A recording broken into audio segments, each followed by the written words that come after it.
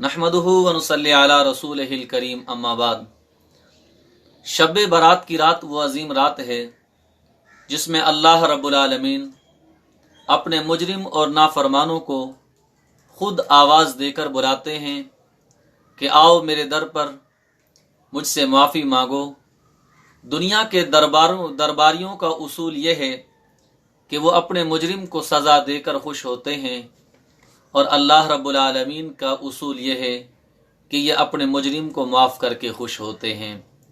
हज़रत अली कर्रमल्लाहु वजह से रिवायत है कि हुज़ूर अक़दस सल्लल्लाहु अलैहि वसल्लम ने इरशाद फरमाया, जब शाबान की 15वीं रात हो तो उस रात को नमाज में खड़े हों और रात गुजारने के बाद सुबह को नफली रोज़ा रखो, इसलिए कि अल्लाह रब्बुल आलमीन इस रात में आफताब गुरूब हो जाने के वक्त ही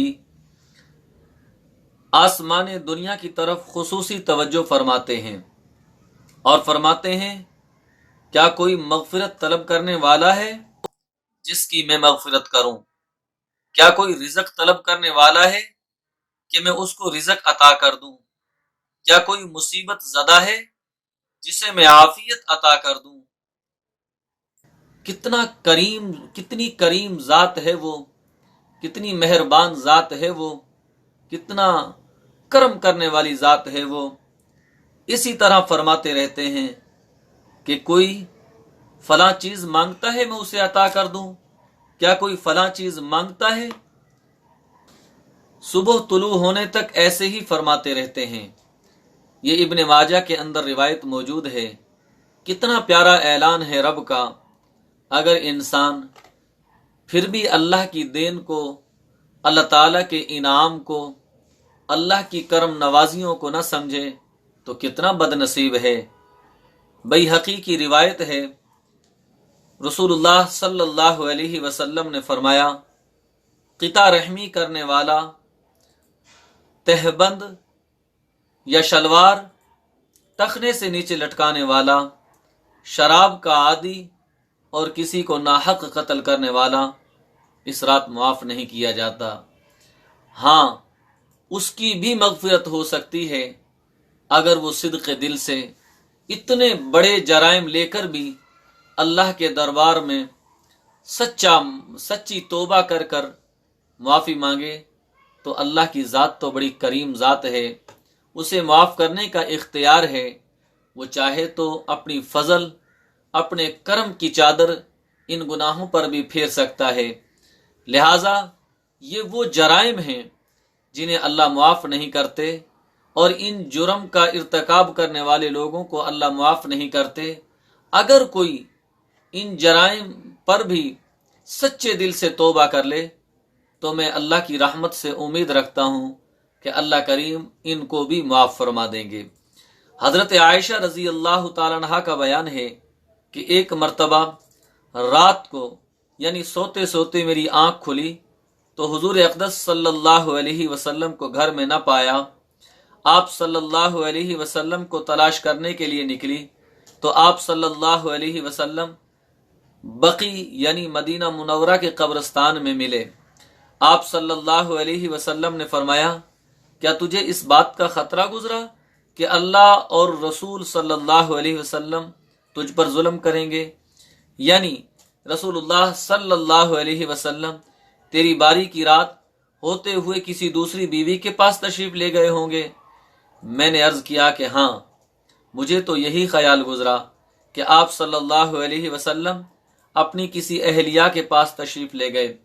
आप सल्लल्लाहु अलैहि वसल्लम ने इरशाद फरमाया, मैं किसी के पास नहीं गया, यहाँ बकी आया हूँ और ये दुआ करने की रात है, क्योंकि बेशक अल्लाह ताला शानहू माह शाबान की 15वीं तारीख की रात को करीब वाले आसमान की तरफ खुसूसी तवज्जो फरमाते हैं और कबीला बनु कलब की बकरियों के बालों से ज़्यादा तादाद में लोगों की मग़फ़िरत फरमाते हैं।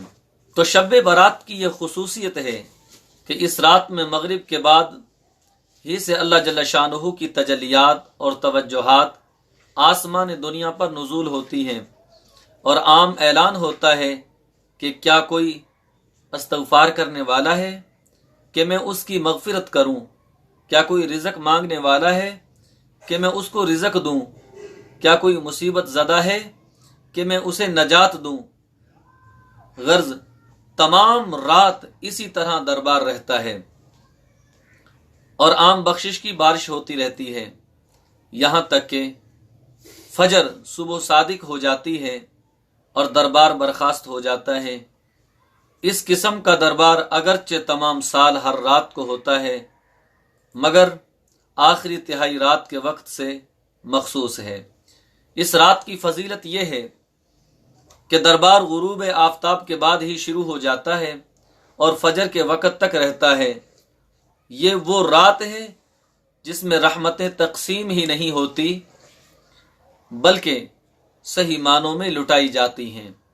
اس رات کے دیگر خصائص میں سے ایک یہ خصوصیت بھی ہے کہ اس رات میں آئندہ سال مرنے والوں کا پروانہ حیات چاک کر دیا جاتا ہے۔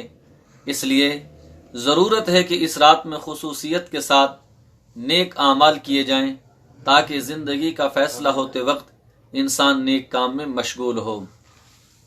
غنیت الطالبین کے اندر ایک بڑی پیاری روایت ہے اس رات کے متعلق۔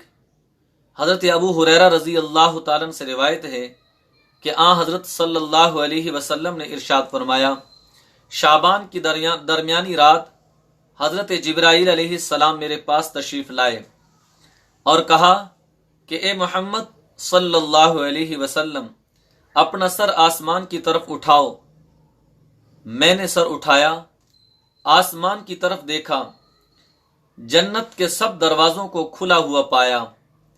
پہلے دروازے پر ایک فرشتہ کھڑا ہوا پکار رہا تھا کہ جو شخص اس رات میں رکوع کرتا ہے یعنی نماز پڑھتا ہے اسے خوشخبری ہو۔ دوسرے دروازے پر ایک فرشتہ کہہ رہا تھا جو شخص اس رات میں سجدہ کرتا ہے اسے خوشخبری ہو۔ تیسرے دروازے پر ایک فرشتہ کہہ رہا تھا جس نے اس رات میں دعا کی اسے بھی خوشخبری ہو۔ پانچویں دروازے پر ایک فرشتہ کہہ رہا تھا کہ جس نے اس رات میں اللہ کے خوف سے زاری کی یعنی رویا، آنسو بہائے، اسے بھی خوشخبری ہو۔ چھٹے دروازے پر ایک فرشتہ کہہ رہا تھا کہ اس رات میں تمام مسلمانوں کو خوشخبری ہو۔ ساتویں دروازے پر ایک فرشتہ کہہ رہا تھا کہ اگر کسی کو کوئی سوال کرنا ہے تو کرے، اس کا سوال پورا کیا جائے گا۔ آٹھویں دروازے پر ایک فرشتہ کہہ رہا تھا کوئی ہے جو بخشش کی درخواست کرے اس کی درخواست قبول کی جائے گی۔ حضور اکرم صلی اللہ علیہ وآلہ وسلم نے فرمایا، میں نے حضرت جبرائیل علیہ السلام سے پوچھا کہ یہ دروازے کب تک کھلے رہیں گے؟ انہوں نے جواب دیا، پہلی رات سے صبح ہونے تک کھلے رہیں گے۔ پھر فرمایا، اے محمد صلی اللہ علیہ وسلم، اللہ تعالی اس رات یعنی شعبان کی 15ویں رات میں دوزخ کی آگ سے اتنے لوگوں کو نجات دیتا ہے جتنے قبیلہ بنی کلب کی بکریوں کے جسم پر بال ہیں، اتنے لوگوں کی رب کریم مغفرت فرماتے ہیں۔ تو میرے مسلمان بھائی، بہت ضرورت ہے ہمیں اللہ کی رحمتیں سمیٹنے کی، اللہ کی طرف سے مغفرت حاصل کرنے کی، کیونکہ ہم اپنی زندگی پر غور کریں کہ ہمارا تو لمحہ لمحہ اللہ کی یاد سے غافل گزرتا ہے، ہمارا تو ہر پل اور قدم قدم پر ہم سے گناہ ہوتے ہیں۔ لہٰذا آئیں اللہ کے حضور جھکیں، اللہ سے معافی مانگیں۔ رب کریم معاف کر کے خوش ہوتے ہیں کیونکہ وہ اپنے بندے سے 70 ماؤں سے زیادہ پیار کرتے ہیں۔ ہے کوئی اس سے معافی مانگنے والا؟ تو آئے اللہ کے دربار میں، اللہ کے سامنے معافی مانگے، اللہ کریم معاف فرما دیں گے۔